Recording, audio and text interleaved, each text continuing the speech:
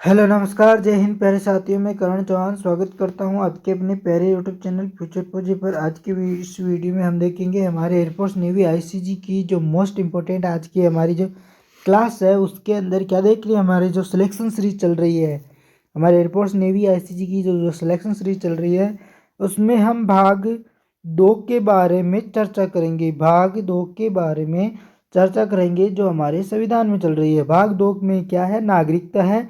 और इसके अंदर इन अनुच्छेद कितने अनुच्छेद है, इसके अंदर 5 से 11 तक अनुच्छेद है। तो आप हमारी क्लास में अगर नए हो तो लाइक शेयर कर लो और इसे कमेंट में बताना कि क्लास कैसी लगी। अच्छी लगी तो लाइक शेयर और सब्सक्राइब करना, अपना रिव्यू भी देना। अगर आपको किसी प्रकार का कोई भी डाउट हो तो हमें बताना। चलो हम आज की हमारी इस प्यारी सी क्लास को क्या करते हैं, शुरू करते हैं। तो हमारी इस क्लास को शुरू करने से पहले आज हम क्या पढ़ेंगे, तो आपको बता दिया है कि आज हम क्या पढ़ेंगे। तो हम पढ़ेंगे आज नागरिकता के बारे में, अनुच्छेद 5 से 11 तक। तो हम सबसे पहले शुरू कर देते हैं किसकी, हमारी आज की इसी क्लास को। ये क्या हुआ, हमारा बोर्ड कैसे हो गया, यानी कि हमारा फ़ोन से पढ़ा रहे हैं। अरे भाई ज़्यादा टेंशन मत लो, मैं फ़ोन से भी आपको पढ़ा सकता हूँ। मैं तो सिर्फ ये चाहता हूँ कि जिसको 700-800 रुपये जो एफर्ट नहीं कर सकता है उसके लिए मैं फ्री क्लासेज यहाँ पे अपलोड कर रहा हूँ। जो मैंने भी किया थे उनके पैसे लगाए थे। अगर मेरे नोट्स अगर किसी काम आ जाए तो अच्छा ही है। तो चलो हम आज की इस प्यारी सी क्लास को क्या करते हैं, शुरू करते हैं। तो हमारी इस क्लास की शुरुआत है करते हैं। और हमारी इस क्लास का जो सबसे पहला महत्व क्या लिखेंगे, आज हम यहाँ लिखेंगे। तो भाई साहब आज लिखेंगे क्या क्या पढ़ेंगे आज हम पढ़ेंगे भाग 2। किसके बारे में चर्चा करेंगे, आज हम भाग 2 की चर्चा करेंगे इस वीडियो के अंदर। भाग 2 के अंदर पहली बात है क्या, ऐसी क्या चीज़ है जो भाग 2 के अंदर है, यानी कि जो बच्चों को डरा रही है। भाग 2 के अंदर है नागरिकता। क्या चीज़ है, नागरिकता है जो क्या करती है, बच्चों को डराती है। नागरिकता क्या होती है, कोई भी देश अपने मूल निवासियों को कुछ अधिकार देता है, उसे हम क्या कहते हैं, नागरिकता कहते हैं। तो पॉइंट को लिखना, लिखने से भी क्या ज़्यादातर याद होता है, इसलिए लिखो। जिसलिए तो मैं लिखा लिखा के पढ़ा रहा हूँ आपको कि कोई भी देश अपने मूल निवासियों को कुछ अधिकार देता है, उसे क्या कहते हैं हम, नागरिकता। तो हम लिख लेते हैं। ऐसे तो मैं आपको टाइप करे हुए भी ला सकता हूँ। कोई भी देश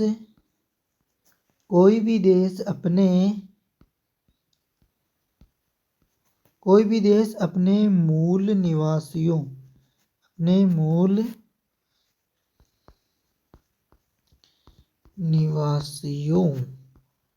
ये आ गया, अपने मूल निवासियों को क्या देता है, अपने मूल निवासियों को कुछ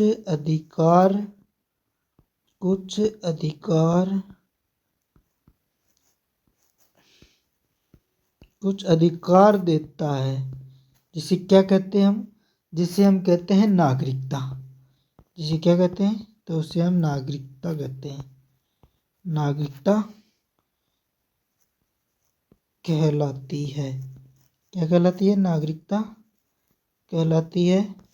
कोई भी देश अपने मूल निवासियों को कुछ अधिकार देता है, जिसे हम क्या कहते हैं, नागरिकता कहते हैं। तो हमारा आज का अगला है कि नागरिकता का मतलब तो हमें मालूम चल गया कि कोई भी देश है अपने मूल निवासियों को अधिकार देता है, वो नागरिकता हो गई। लेकिन क्या अधिकार देता है उसके बारे में हम अनुच्छेद के हिसाब से आपको पढ़ाएंगे। पहले बता दें नागरिकता का प्रमाण क्या है। नागरिकता का क्या प्रमाण है कि आप भारत मतलब किस देश के नागरिक हो या नहीं हो। लेकिन इसका मतलब है कि आपको पास क्या होना चाहिए, आपके पास होना चाहिए, क्या होना चाहिए आपके पास आधार कार्ड, पैन कार्ड या भारत के नागरिक हो। यानी कि भारत के लिए हो तो भारत के नागरिक हो, जिस देश के हो उस देश की नागरिक हो। यानी कि आपको क्या चाहिए, प्रमाण। तो आपको देते हैं अभी प्रमाण, क्या देते हैं, प्रमाण चाहिए आपको, प्रमाण। ये लो, यहाँ देंगे आपको प्रमाण। यहाँ पे डिनोट करना, अपना लिखना कि नागरिकता का क्या, नागरिकता का प्रमाण, नागरिकता का प्रमाण। एग्जाम्पल में लिखो, किसमें, एग्जाम्पल में नहीं, एग्जाम्पल, एग्जाम्पल, एग्जाम्पल, कौन सा एग्जाम्पल, नहीं रे बाबा, एग्जाम्पल, एग्जाम्पल के अंदर लिखो आधार कार्ड,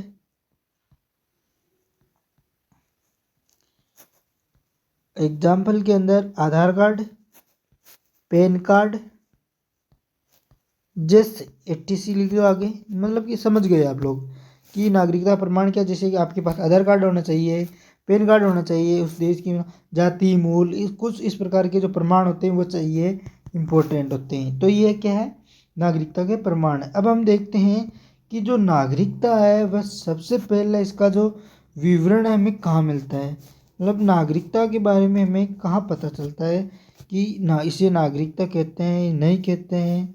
तो हमें नागरिकता का पहला विवरण क्या लिखेंगे, नागरिकता का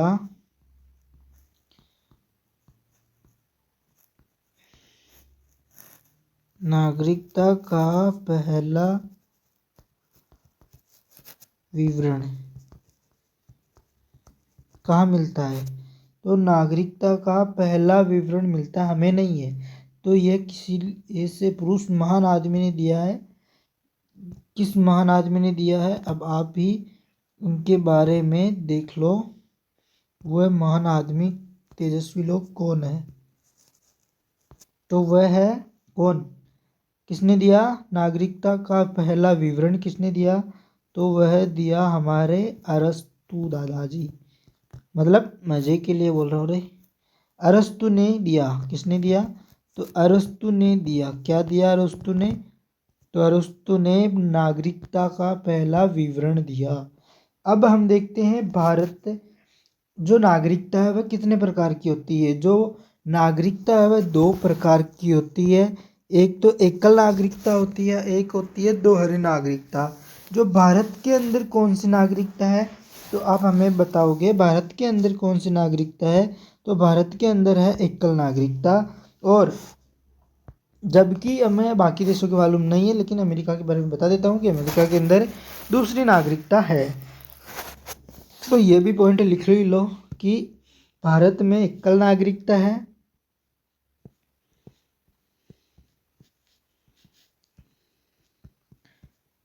भारत में एकल नागरिकता है। भारत में कौन सी नागरिकता है, भारत में एकल नागरिकता है। जबकि अमेरिका में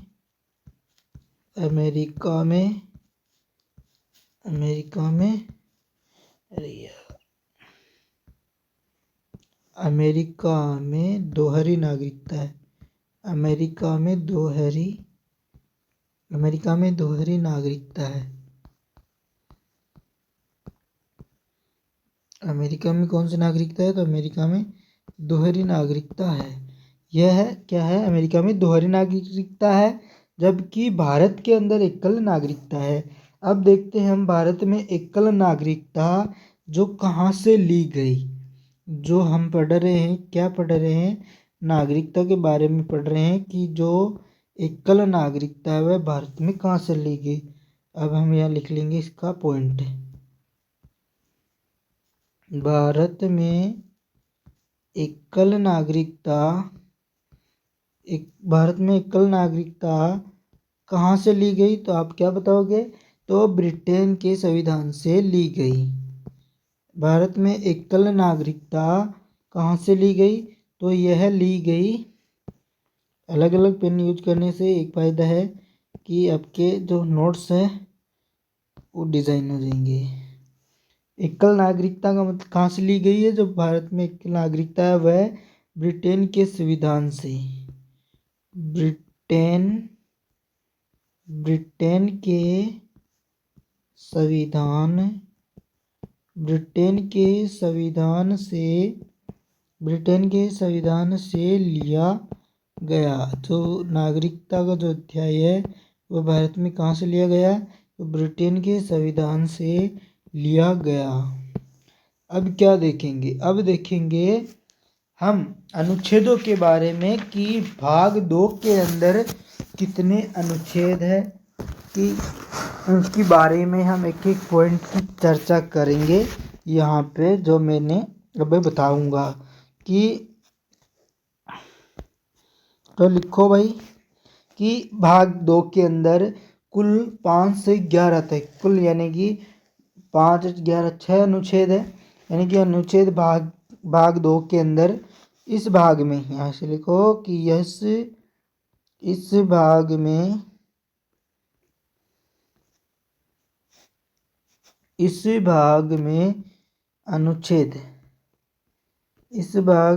अनुच्छेद है वो कितने हैं? तो अनुच्छेद कितने नहीं, कहाँ से कहाँ तक है? तो 5 से 11 तक है। 5 से 11 तक है। अब हम एक एक अनुच्छेद के बारे में शुरू करेंगे, जिससे कि हमने पहले भाग 1 के अंदर देखा है। तो हम पहले देखते हैं अनुच्छेद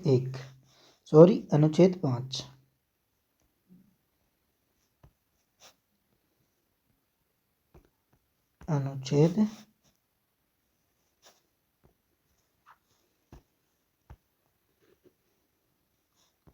अनुच्छेद 5 की हम चर्चा करेंगे अब यहाँ पे, जो कि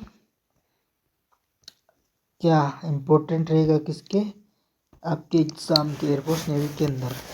मतलब फाउंडेशन बेस की तरह ही समझ लो इस सिलेक्शन सीरीज को, जो आपके लिए बहुत ही शानदार सी सीरीज है हमारी। अनुच्छेद 5 क्या कहता है? अनुच्छेद 5 कहता है कि भारत में रहने वाले सभी लोगों को, जो भारत में जितने भी लोग रहते हैं उन सभी को क्या दी जाती है? तो नागरिकता दी जाती है, जाए। यानी कि भारत में रहने वाले सभी लोगों को क्या दी जाए? नागरिकता दी जाए। यानी संविधान निर्माण से पहले। कब दी जाए? जब संविधान का निर्माण हुआ उससे पहले, संविधान निर्माण से पहले सभी को क्या दी जाए? तो नागरिकता दी जाए। तो यहाँ पे नोट्स में पॉइंट में लिखोगे तब समझ में आएगा कि भारत में रहने वाले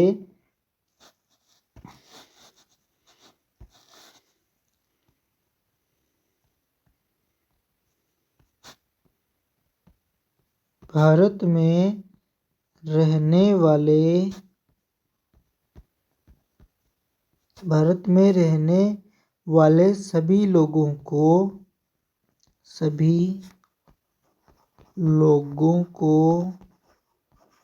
भारत में रहने वाले सभी लोगों को, देखता हूँ 1 मिनट कि यहाँ पे ये बन जाएगा तो ठीक है, छोटा हो जाएगा तो।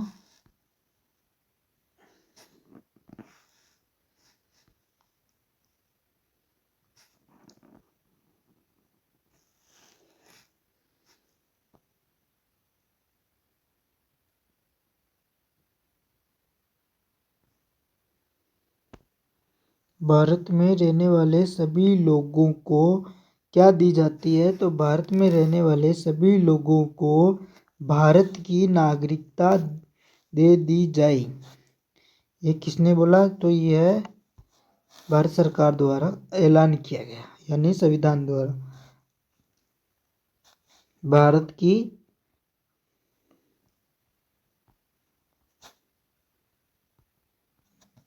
नागरिकता दे दी जाए। भारत की नागरिकता दे दी जाए। चलो तुम्हें क्या दे दी गई? भारत की नागरिकता।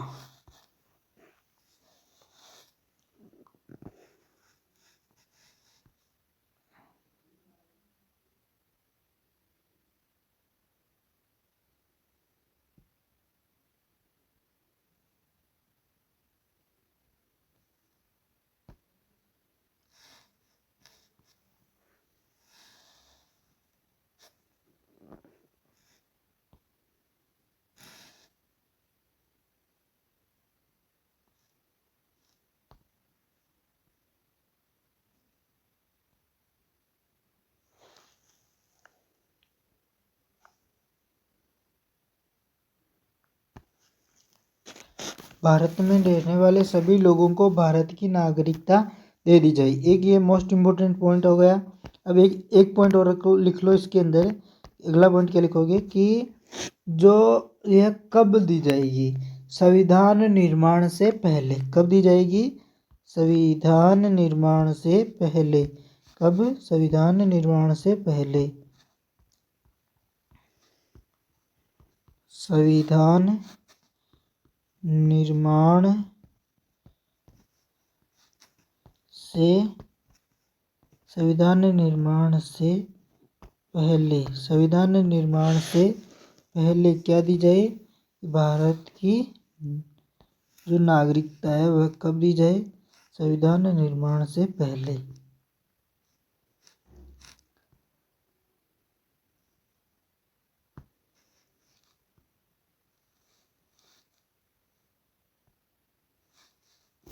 ज्यादा सीधा हो गया क्या यार? हैंडल कर लेना। संविधान निर्माण से पहले क्या दी जाए? भारत में रहने वाले सभी लोगों को भारत की नागरिकता दे दी जाए। चलो अब हम देखते हैं हमारा अगला अनुच्छेद। अनुच्छेद नंबर 6।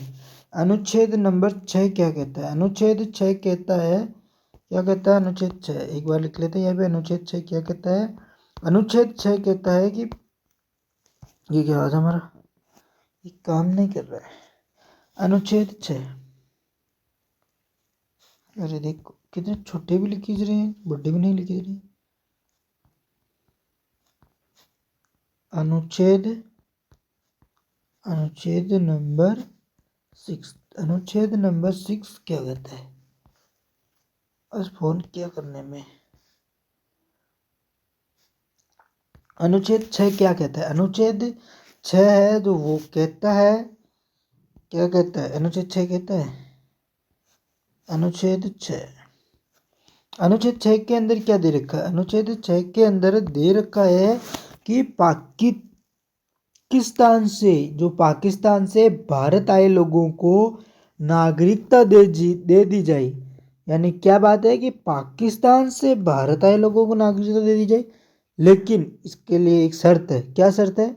उसे 19 जुलाई 1948 से पहले भारत आ जाए। कब? अभी तो नहीं मिल सकती है, अभी तो ये अनुच्छेद में ही हम अनुच्छेद 6 पढ़ रहे हैं। ये कह रहा है कि 19 जुलाई 1948 से पहले भारत आ जाए। भारत से पाकिस्तान यानी कि पाकिस्तान से भारत आए लोगों को नागरिकता दे दी जाए। इसकी जो शर्त है वह क्या है कि 19 जुलाई 1948 से पहले भारत आ जाए। यानी कि क्या है कि 19 जुलाई 1948 के बाद जो लोग आएंगे उसे तो क्या लेके आना पड़ेगा? तो उसे परमिट रूल कहाँ से? पाकिस्तान से लेकर आना होगा। तब उनको क्या दी जाएगी? भारत की नागरिकता दी जाएगी। ऐसा नहीं है कि उन्हें नहीं दी जाएगी, हाँ दी जाएगी। लेकिन कब? जब वो लोग 19 जुलाई 1948 के जो बाद में आएंगे, जो लोग 19 जुलाई 1948 के बाद में आएंगे तो उन्हें क्या पाकिस्तान से परमिट रूल लेकर आना पड़ेगा कि हम देश छोड़ रहे हैं। तो यह अनुच्छेद हमारे 6 के अंदर दिया गया है। अब हम अनुच्छेद 6 में क्या पढ़ेंगे? अनुच्छेद 6 में हम देख रहे हैं पाकिस्तान से भारत आए लोगों को नागरिकता दे दी जाए। हमारा अनुच्छेद 6 क्या कहता है कि पाकिस्तान से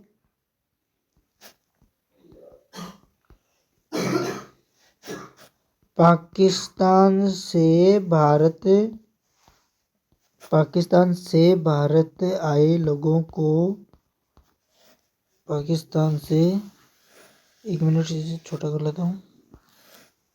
ये लो इसको कर देते ऐड, इसको यहाँ पे चिपका देते हैं। पाकिस्तान से भारत आए लोगों को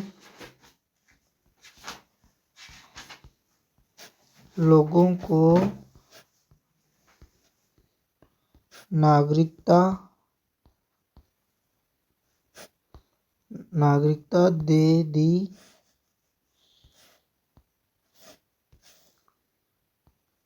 दे दी जाए। कहाँ से कहाँ तक? भारत से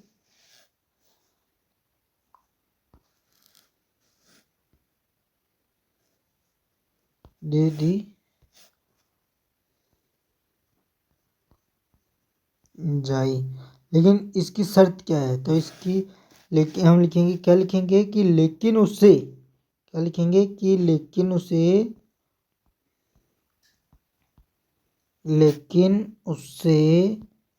19 जुलाई 1948 से पहले, 19 जुलाई 1948 से पहले क्या करना होगा? 19 जुलाई पहले भारत आ जाए। 19 जुलाई 1948 से पहले क्या आ जाए? भारत आ जाए।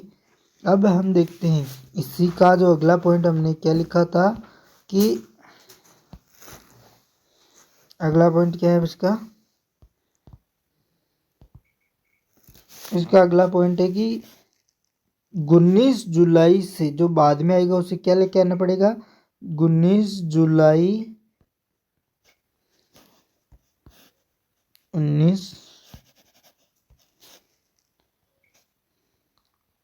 JULY 19 जुलाई 1948 के बाद, 19 जुलाई 1948 के बाद आएंगे तो आएंगे, इसे हम छोटा कर लेते हैं।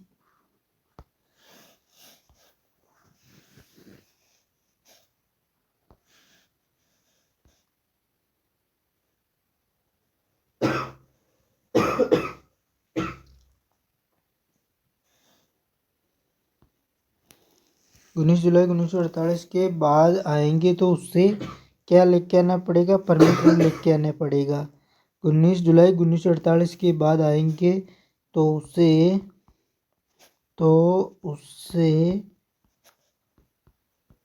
परमिट रूल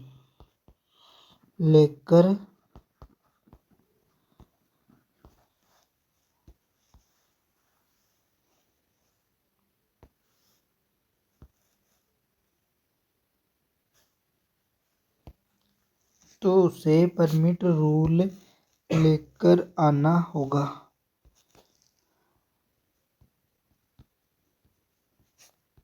परमिट रूल लेकर आना होगा। अब हम देखेंगे हमारा कौन सा अनुच्छेद? अनुच्छेद संख्या 7। अनुच्छेद 7 के बारे में हम देखेंगे।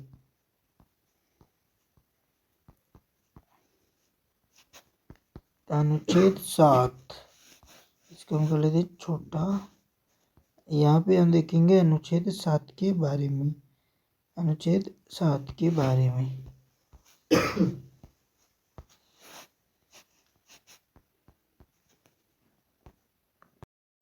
अनुच्छेद 7 में क्या दिया है कि भारत से पाकिस्तान तथा पाकिस्तान से दोबारा भारत आए लोगों को क्या दी जाए? हमारे देश की नागरिकता दे दी जाए। यह किस में है? तो यह अनुच्छेद 7 के अंदर है। अनुच्छेद 7 में क्या है कि भारत से जो पाकिस्तान तथा पाकिस्तान से दोबारा भारत आए लोगों को नागरिकता दे दी जाए। तो अब हम देखते हैं, हम इसको पॉइंट को क्या कर देते हैं, लिख लेते हैं। हमारा जो 7वां पॉइंट है, मतलब कि 7वां अनुच्छेद है, उसके बारे में भारत से पाकिस्तान तथा, लिख लो, भारत से पाकिस्तान तथा भारत से पाकिस्तान भारत से पाकिस्तान तथा, इसको हम छोटा करके भी लिख सकता हूँ, भारत से पाकिस्तान तथा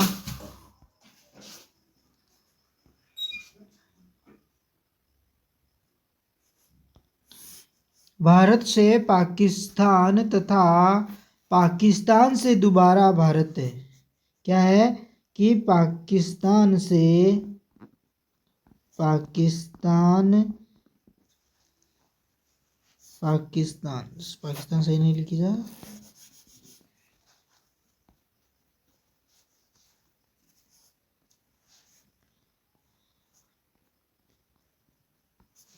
ज़्यादा बड़ा हो जाता है।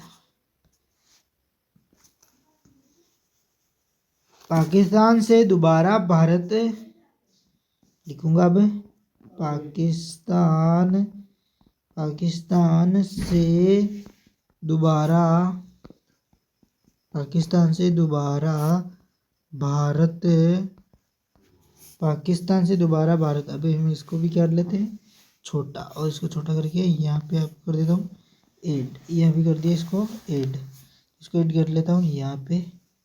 तो हम पहले इस लाइन को हटा देते हैं, यहाँ से हटा देते हैं इस लाइन को, जिससे कि आपको ये वाला यहाँ पे आपको मैं यहाँ लिख देता हूँ इसको, भारत से पाकिस्तान तथा पाकिस्तान से दोबारा कहाँ पर, पाकिस्तान से दोबारा तथा भारत आए लोगों को, भारत दोबारा भारत आए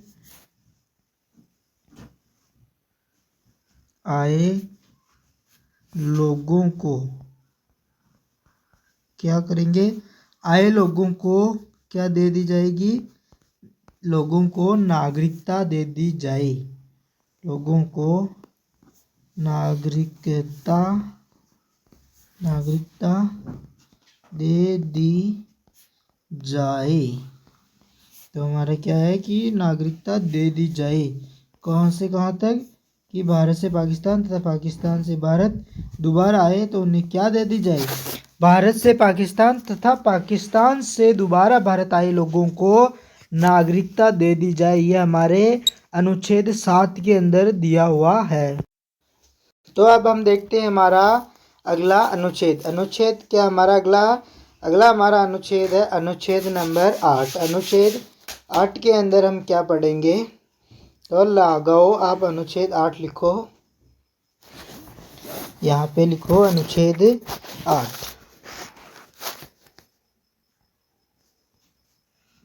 अनुच्छेद 8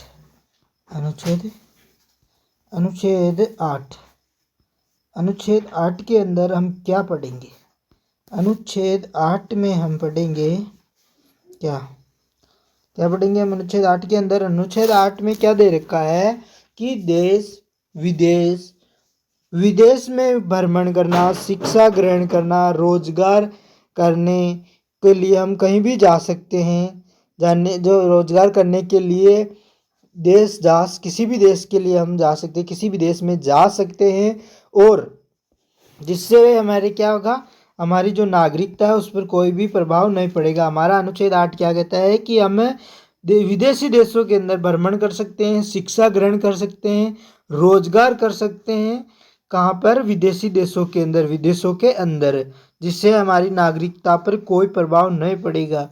कब तक, जब तक हम उस देश की क्या नागरिकता ग्रहण नहीं कर लेते। अगर हम विदेश में रहते हैं और विदेश की नागरिकता ग्रहण कर लेते हैं, तब क्या होगा कि हम उस देश की नागरिकता ग्रहण करने का मतलब है हमारी नागरिकता भी खत्म कर दी जाएगी।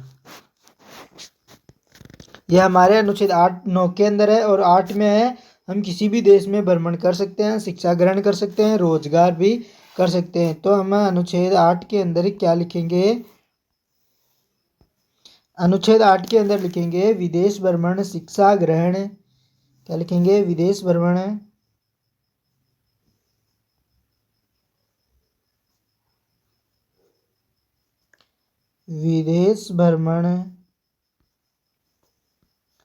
शिक्षा ग्रहण,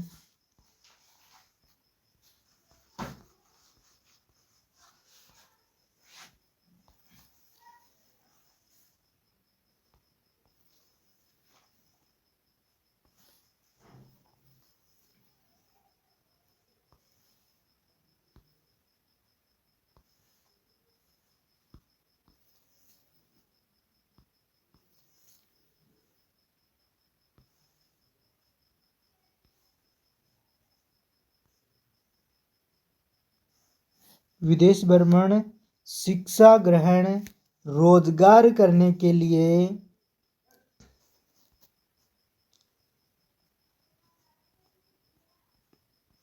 रोजगार करने के लिए रोजगार करने के लिए विदेश जा सकते हैं। कहाँ जा सकते हैं हम? विदेश। तो विदेश इसको भी हम कर लेते हैं क्या? छोटा। कहाँ जा सकते हैं हम? विदेश जा सकते हैं। विदेश जा विदेश जा सकते हैं। विदेश जा सकते हैं जिससे जिससे क्या नहीं होगा? जिससे हमारी नागरिकता पर जिससे हमारी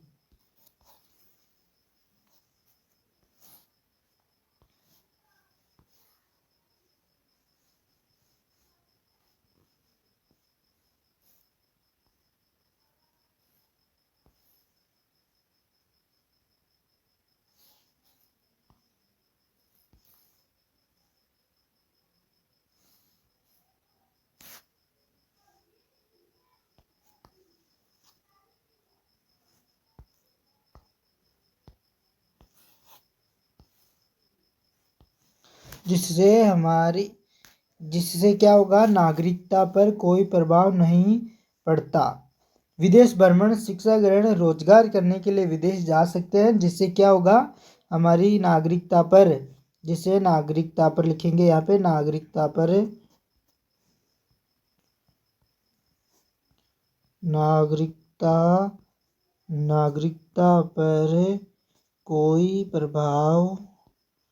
कोई प्रभाव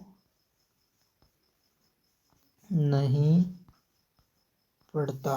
जिससे कि क्या नहीं पड़ता? कोई प्रभाव नहीं पड़ता। किस पर नहीं पड़ता? तो हमारी नागरिकता पर कोई भी प्रभाव नहीं पड़ता। अगर हम किसी विदेश के अंदर क्या करते हैं? तो किसी विदेश के अंदर पढ़ते हैं या फिर विदेश में भ्रमण करते हैं, रोजगार करते हैं, उससे हमारी नागरिकता पर कोई भी प्रभाव नहीं पड़ता है। नहीं पड़ता। नहीं पड़ता है। अब क्या देखेंगे? अब अगला हमारा जो अनुच्छेद है देखेंगे, अनुच्छेद नंबर 9। अनुच्छेद नंबर 9 है वह क्या बताता है? अनुच्छेद नंबर 9 यहाँ लिखेंगे, अनुच्छेद 9। अनुच्छेद 9 के बारे में अब हम करेंगे चर्चा। अनुच्छेद 9 के बारे में क्या करेंगे? हम इसके अंदर चर्चा करेंगे। अनुच्छेद 9 क्या बताता है? अनुच्छेद 9 क्या बताता है? तो इसके बारे में अब हम देखेंगे अनुच्छेद 9 के बारे में कि अनुच्छेद 9 क्या कहता है? अनुच्छेद 9 कहता है कि हम अगर अनुच्छेद 8 कहता है कि अगर हम विदेश में भ्रमण कर शिक्षा ग्रहण, रोजगार कर सकने के लिए जा सकते हैं अगर विदेश के अंदर, तो हम क्या नहीं कर सकते हैं? क्या हमें अगर हम वहाँ जाएंगे तो अगर हम या आप विदेश की, यानी मान लो आप अमेरिका में जाकर रहते हो और फिर वहाँ की अगर आप नागरिकता अपना लेते हो, तो वहाँ से आपकी क्या, जो भारत की जो नागरिकता है वह ख़त्म कर दी जाएगी। अगर आप विदेश में जाकर उस देश की नागरिकता अपना लेते हो, तो हमारा अनुच्छेद 9 यही कहता है कि अगर आप विदेश में जाकर उस विदेश की नागरिकता ग्रहण कर लेते हो, तो भारत से आपकी जो नागरिकता है वह अपने आप ही क्या कर दी जाएगी? वह समाप्त कर दी जाएगी। तो हमारा क्या है? अनुच्छेद 9। अगर आप यहाँ पे पॉइंट लिखो। अब आप अगर आप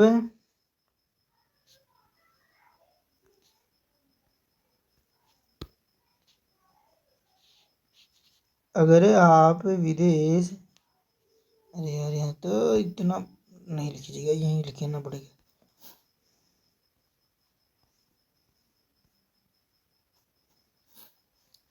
अगर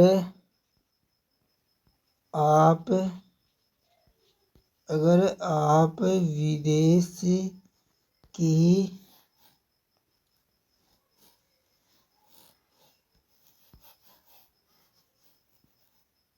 अगर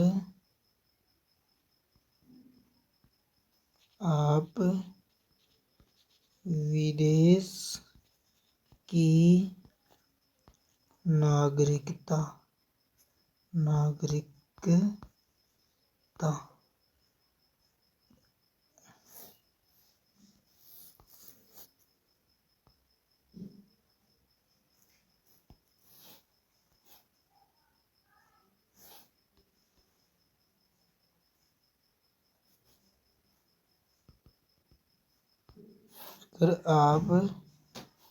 अगर आप विदेश की जो नागरिकता है वह क्या कर लेते हो।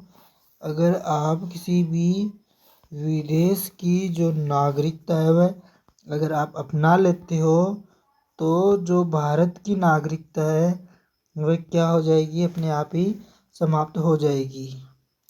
अगर आप विदेश की जो नागरिकता क्या कर लेते हो, ग्रहण कर लेते हो,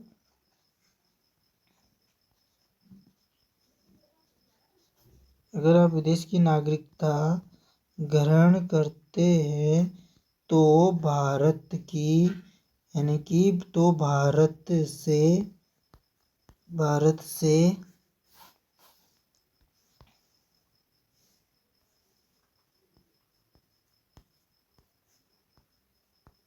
आपकी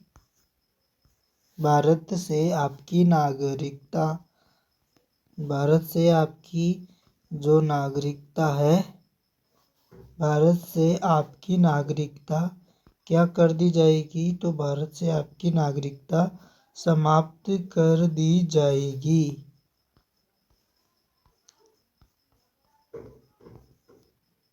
क्या कर दी जाएगी, भारत से आपकी नागरिकता समाप्त कर दी जाएगी। ये जो हमारा अनुच्छेद 9 कहता है, ये मैं नहीं कहता हूँ, ये अनुच्छेद 9 कहता है। आपकी नागरिकता क्या कर दी जाएगी, समाप्त कर दी जाएगी अगर आप विदेश में जाकर वहाँ की नागरिकता अपना लेते हो। अब अगला हमारा है कि अनुच्छेद 10। अनुच्छेद जो 10 है वह क्या कहता है, उसके अंदर देखते हैं हम अनुच्छेद 10 के बारे में। अनुच्छेद 10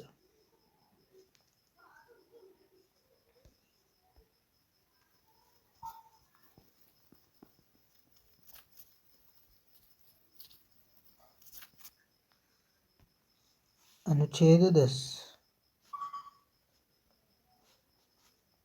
अनुच्छेद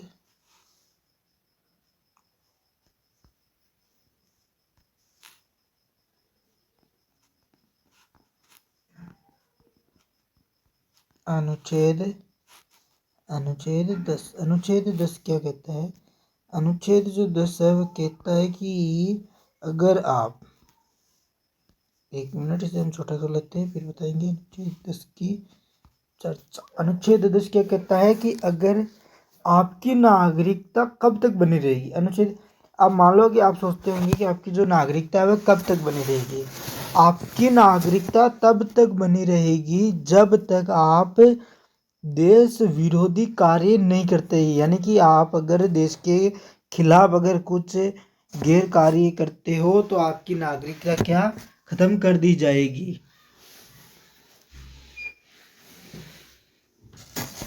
अगर आप देश विरोधी कार्य करते हो तो आपकी नागरिकता को क्या कर दिया जाएगा, आपकी नागरिकता को समाप्त कर दिया जाएगा। जैसे कि एग्जाम्पल के मान लो एकता या अखंडता को तोड़ने की अगर आप कोशिश करते हो तो आपकी नागरिकता क्या कर दी जाएगी, खत्म कर दी जाएगी।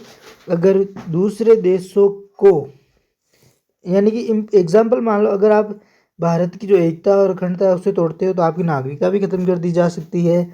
अगर आप दूसरे देशों को हमारी जो गुप्त बातें हैं वो बताते हो, दूसरे देशों को राज बताना है हमारे देश का, तो उससे भी आपकी नागरिकता को प्रभाव पड़ सकता है।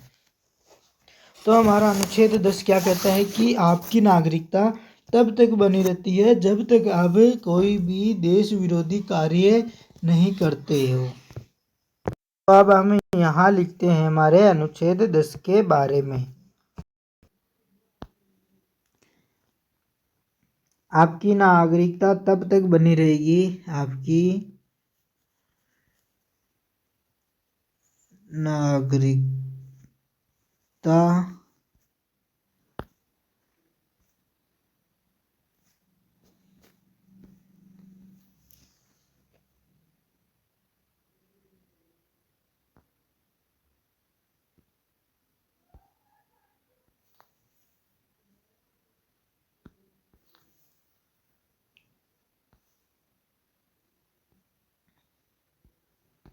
आपकी नागरिकता तब तक बनी रहेगी, तब तक बनी रहेगी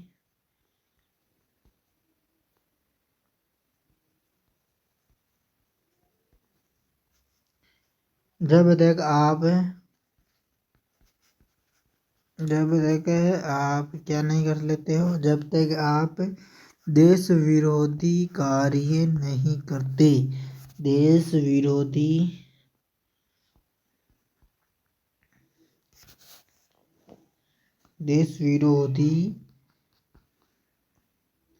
यहाँ पे वह ये याद है ना,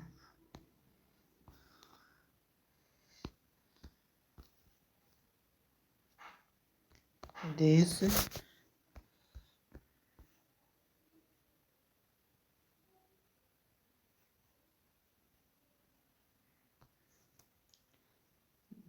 विरोधी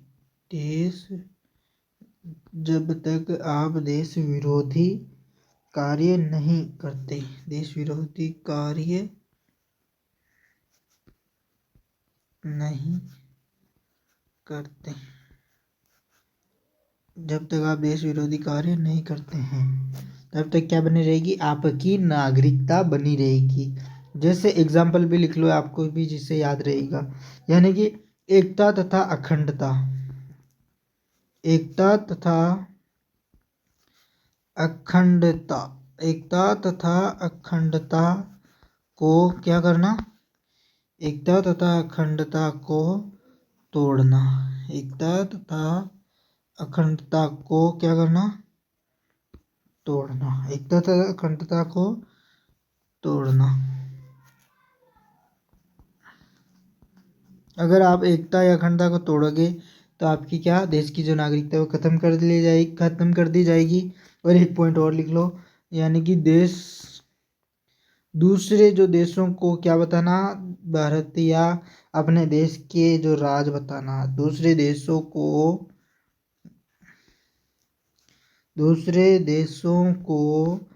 भारत का राज बताना। यानी हम अपने देश में तो हमारे राज बताना, दूसरे देश है तो वो इसका क्या बताना, राज बताना। अगला हम देखते हैं नागरिकता का पार्ट है। अगला हमारा जो नागरिकता पार्ट है वो कौन सा है, अगला हमारा पार्ट है अनुच्छेद 11। अनुच्छेद 11, हम कितने अनुच्छेद के बारे में बात की मैंने, इसमें कुल कितने अनुच्छेद है, तो भाग 2 के अंदर कुल 11 अनुच्छेद है। तो अनुच्छेद 11 की हम इस आगे चर्चा करेंगे। अनुच्छेद 11, अनुच्छेद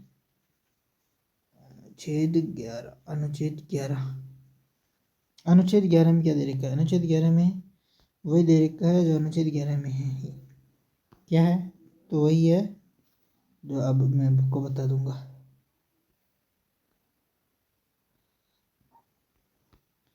अनुच्छेद 11 में दे रखा है नागरिकता जो संबंधित, यानी कि हमारी नागरिकता से जो संबंधित कानून है वो कौन बनाएगा, तो वह कौन बनाएगा, तो वह संसद बनाएगी। क्या बनाएगी, नागरिकता से संबंधित जो भी कानून है वह संसद बनाएगी। कौन बनाएगी, तो संसद बनाएगी।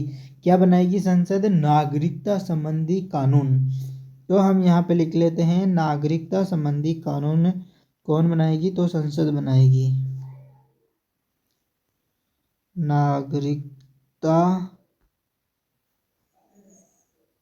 नागरिकता संबंधित कानून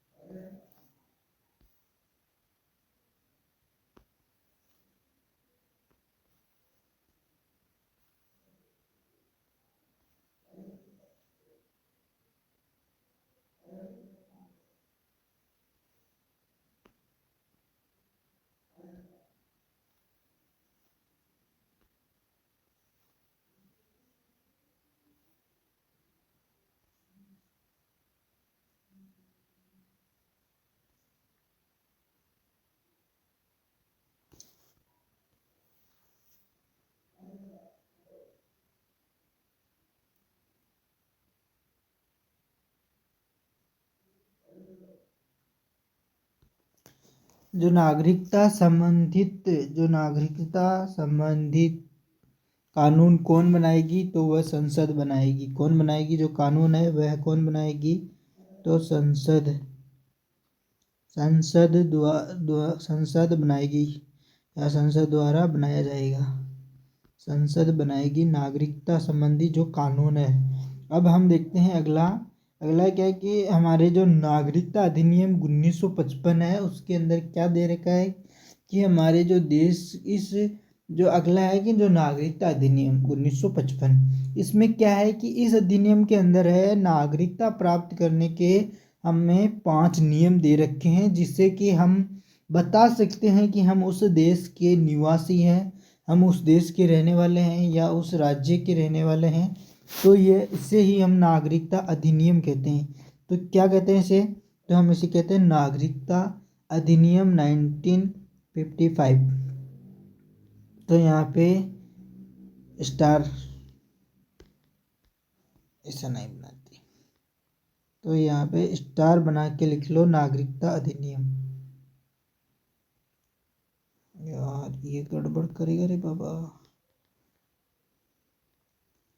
नागरिकता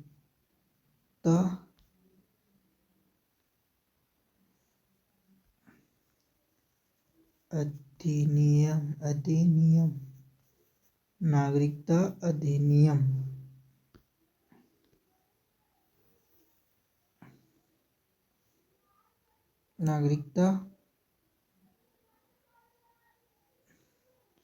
नागरिकता अधिनियम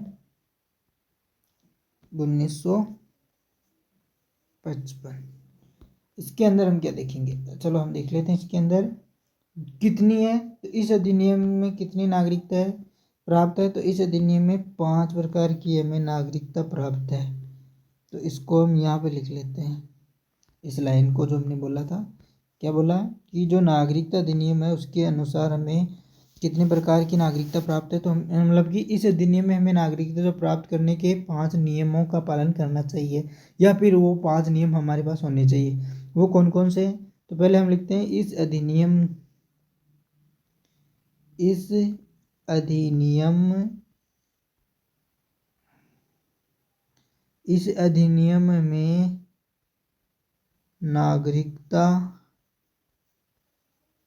इस अधिनियम में नागरिकता प्राप्त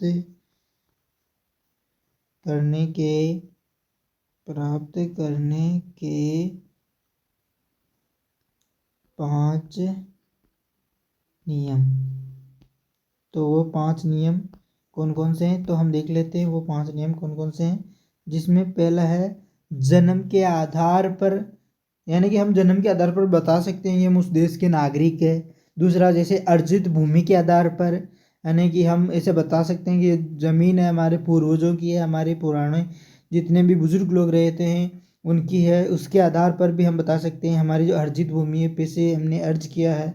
हमारे वंश के आधार पर, हमारा पंजीकरण के आधार पर, यानी कि जैसे कि आपकी 10वीं 12वीं की जो मार्कशीट है उसके अनुसार हम बता सकते हैं कि हम किस राज्य के रहने वाले हैं और कुछ देश के हम निवासी हैं। और एक होता है देशीयकरण, यानी कि पूरे देश के बारे में हम बता सकते हैं। यानी कि वैज्ञानिक, डॉक्टर, कला में निपुण है, जो भारतीय भाषा को जानता हो, कम से कम 12 साल तक भारत में रहना चाहिए उसे हम देशीयकरण के आधार पर जानते हैं। तो हम पहले देखते हैं जन्म के आधार पर, फिर हम इन 5 की डिटेल से एक एक करके भी चर्चा करेंगे। पहले देखते हैं किसके आधार पर? जन्म के आधार पर। पहला कौन सा है? तो पहला है जन्म के आधार पर। जन्म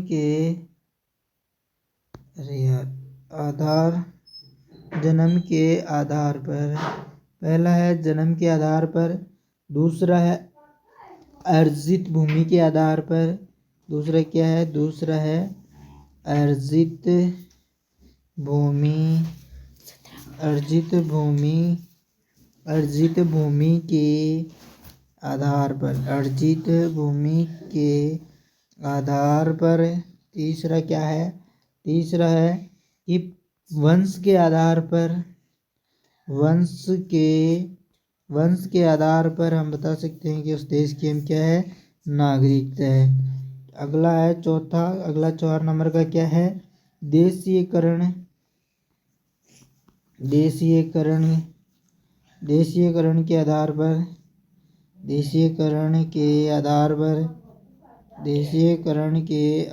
पर हम बता सकते हैं क्या है, हम उस देश के नागरिक हैं। अगला हमारा है पंजीकरण के आधार पर। किसके आधार पर, पंजीकरण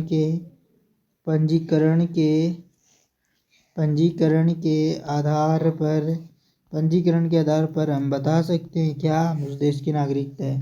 तो हम पहले एक एक की बात करते हैं। तो हम पहला लेते हैं किसको, हम पहला लेते हैं जन्म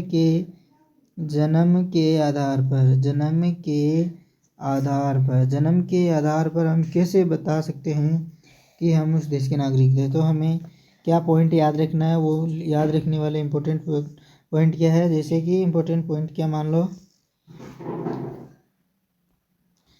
जन्म के आधार पर आपको क्या याद रखना है, उसके लिए कुछ इम्पोर्टेंट पॉइंट लिख लो।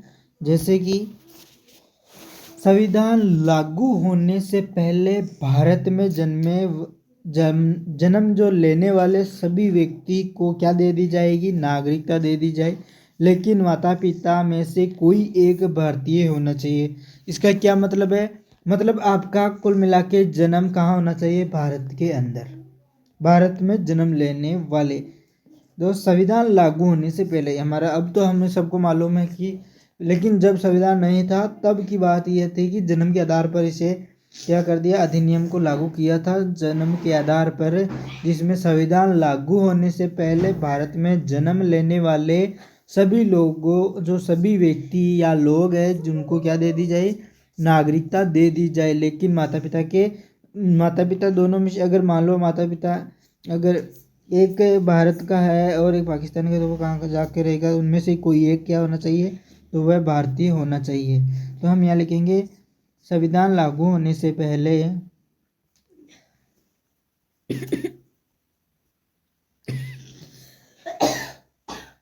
संविधान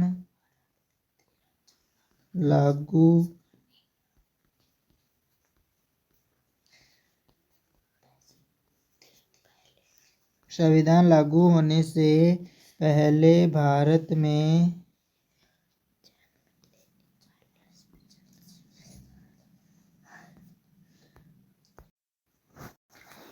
तो अब हम देख रहे हैं कि भारत में जन्म लेने वाले, संविधान लागू होने से पहले भारत में जन्म लेने वाले,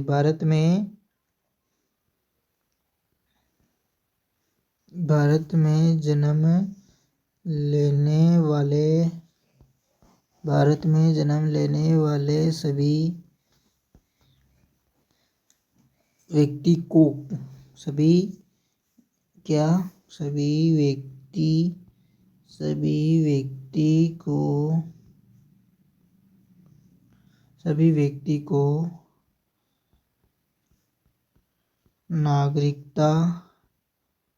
व्यक्ति को नागरिकता दे दी जाए।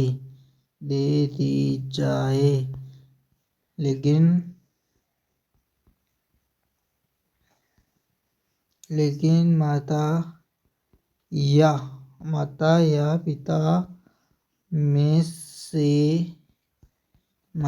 पिता में से कोई एक क्या होना चाहिए, भारतीय होना चाहिए। कोई एक में से कोई एक भारतीय होना चाहिए, कोई एक क्या होना चाहिए, भारतीय होना चाहिए। अगला है क्या है, दूसरा नंबर का है वंश के आधार पर। किसके आधार पर देखेंगे हम, दूसरा देखते हैं वंश के आधार पर। दूसरा पॉइंट देखेंगे वंश के आधार पर।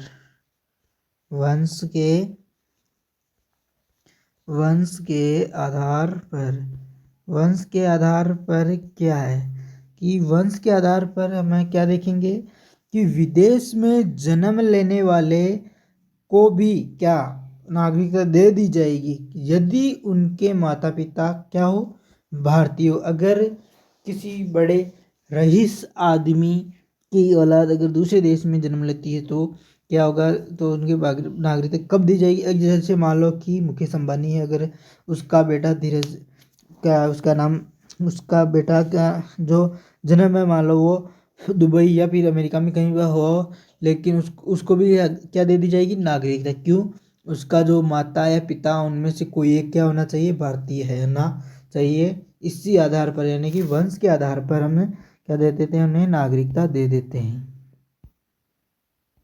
किसके आधार पर, तो वंश के आधार पर।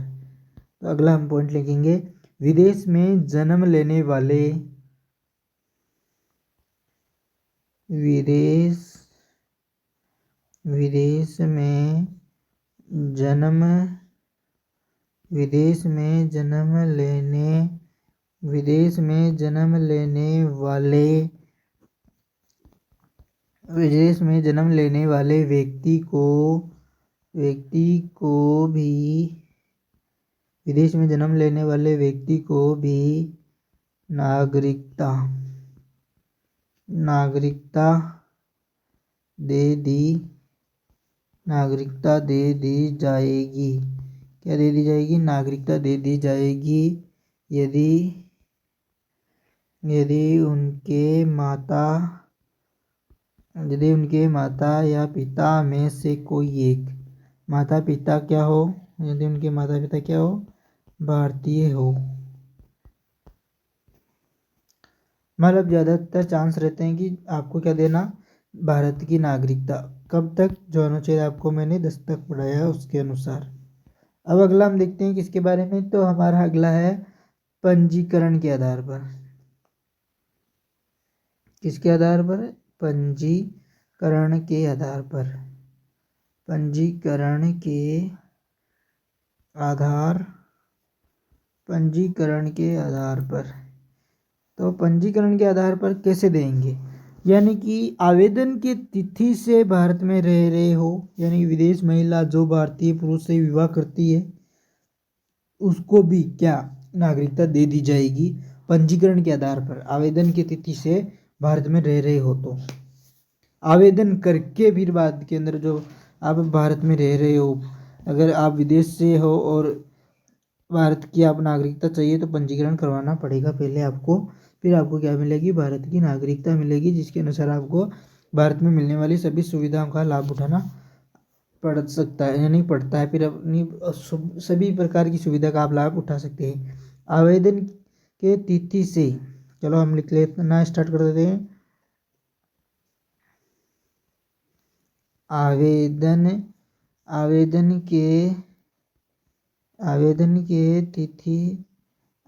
की तिथि से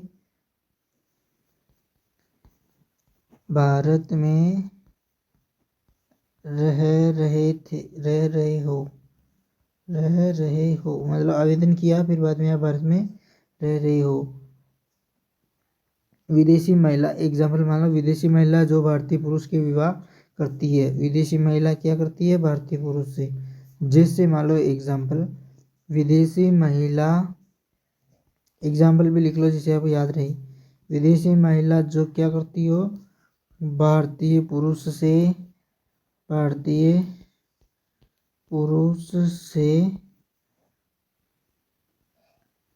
विवाह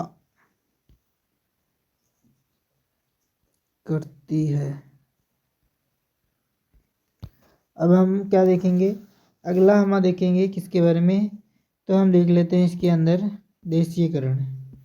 तो अगला हम क्या देख लेते हैं, देशीयकरण। 4 नंबर है देशीयकरण।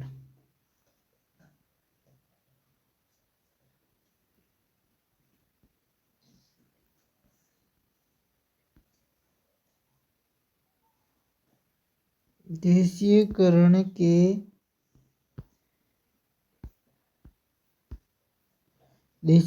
के आधार पर कैसे, तो अभी देखते हैं हम देशीकरण के आधार पर तो वो कैसे।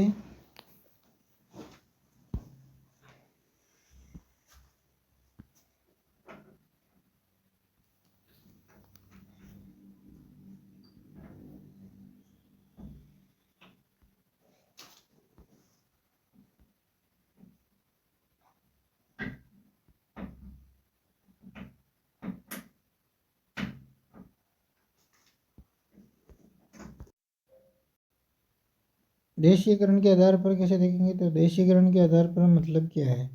देशीकरण के आधार पर मैंने बताया है कि मैंने वैज्ञानिक, जैसे जो वैज्ञानिक डॉक्टर कला के अंदर क्या थे, निपुण है, जो भारतीय भाषा को जानता हो और कम से कम कितने साल का हो, 12 साल तक भारत में रहना चाहिए। मतलब आप भारत के अंदर 12 साल तक रहे हो, भले आप कुछ भी हो, वैज्ञानिक हो, डॉक्टर हो, या किसी भी कला के अंदर आप निपुण हो, तो वो किस भाषा में होना चाहिए, भारतीय भाषा को जो जानता हो, कम से कम 12 साल तक भारत में रहना चाहिए।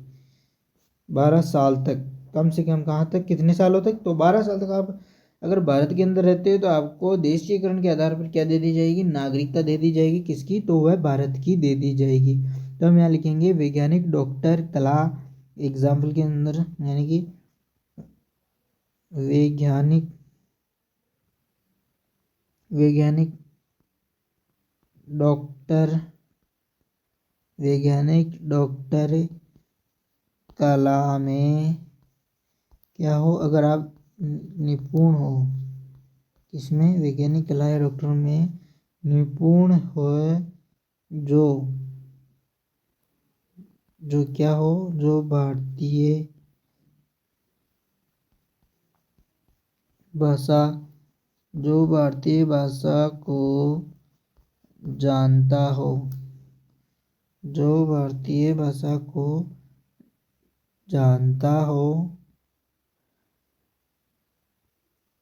कम से कम कितने साल, तो कम से कम 12 साल तक कहाँ रहना चाहिए, भारत में रहना चाहिए। कम से कम 12 साल तक भारत में रहना चाहिए।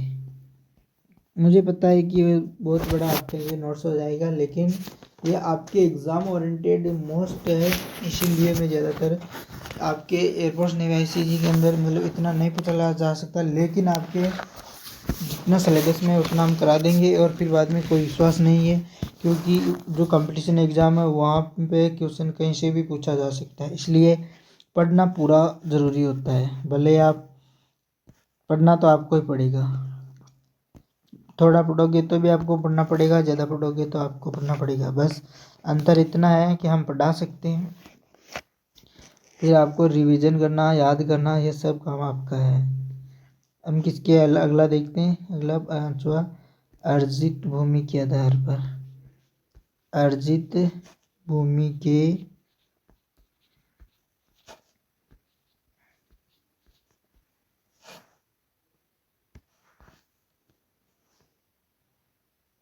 अर्जित भूमि के आधार पर, अर्जित भूमि के आधार पर क्या है, अर्जित भूमि के आधार में हमने क्या देखा, किसके बारे में, अर्जित भूमि के आधार पर हम लोगों ने क्या देखा, अर्जित भूमि के आधार पर हमने देखा कि भारत सरकार द्वारा किसी विदेशी राज्य को भारत में क्या कर लेना, शामिल करने पर उसे क्या दे दी जाएगी, नागरिकता। अगर कोई भी विदेशी राज्य, जैसे अमेरिका का कोई सा भी एक छोटा मोटा राज्य है, अगर वह चाहता है कि वह भारत में शामिल हो, तो उससे अर्जित भूमि के आधार पर, यानी कि अगर वो भूमि दे देता है तो उस आधार पर उससे क्या, भारत की नागरिकता मिल जाती है, अगर चाहता है तो। जैसे एग्जाम्पल है, सिक्किम ने दी थी ना 16 मई 1975 को, 16 मई 1975 को किसने दे दी, सिक्किम ने दी थी। तो हम क्या लिखेंगे यहाँ पे, भारत सरकार द्वारा, इसके द्वारा, भारत सरकार द्वारा, भारत सरकार द्वारा, भारत सरकार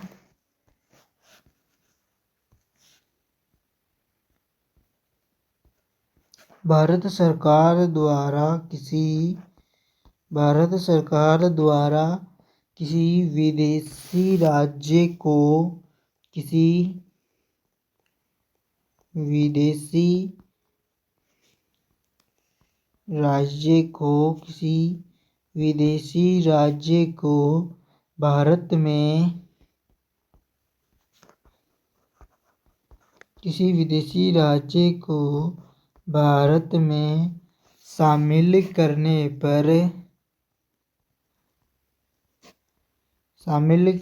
पर उसे क्या दे दी जाए? उसे नागरिकता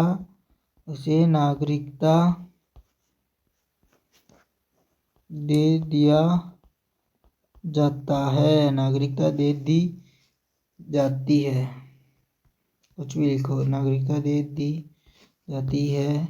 एग्जाम्पल लिख लो इसके अंदर, सिक्किम। क्या? सिक्किम। तो इसका एग्जाम्पल क्या है? सिक्किम जो 16 मई 1975 को दे दी।